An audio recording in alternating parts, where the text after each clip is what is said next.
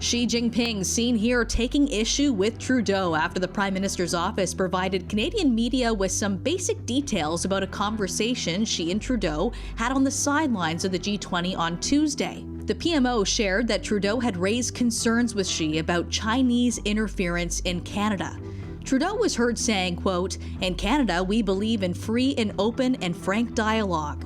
But a comment that was not translated into English in the exchange, Xi said in Mandarin, quote, "We should have conversations in a respectful way, otherwise the results can't be predicted." As Xi walked away, he could be heard uttering one final comment, "Very naive."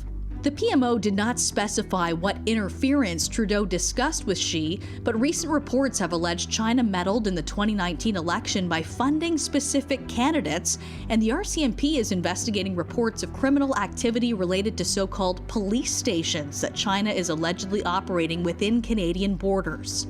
Today, Liberal ministers are coming to Trudeau's defense. What I saw, at least my take, is the Prime Minister speaking clearly and loudly about making sure that Canada's interests are well registered by the Chinese leadership. That's what I saw when I saw the image of the Prime Minister, is him making the case for Canada and saying what is unacceptable. Adding that Ottawa will maintain a, quote, "respectful relationship with China."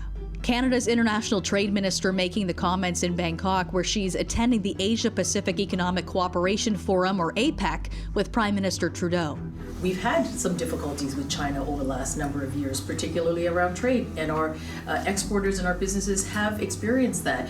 It is precisely why we are here in the region. Now, the exchange at the G20 is the latest sign that Canada's diplomatic relationship with China remains strained, even more than a year after Michael Spavor and Michael Kovrig returned home in 2021. The two Canadians had been detained in China since December 2018 in what was largely seen as retaliation after the RCMP arrested Huawei executive Meng Wanzhou at the Vancouver airport on a U.S. extradition warrant. She returned to China the same day the men known around the world as the two Michaels returned to Canada. Meanwhile, in Beijing today, the Foreign Ministry spokeswoman claiming China never interferes in internal affairs, adding that it was Canada that was disrespectful and condescending in the widely talked about G20 exchange.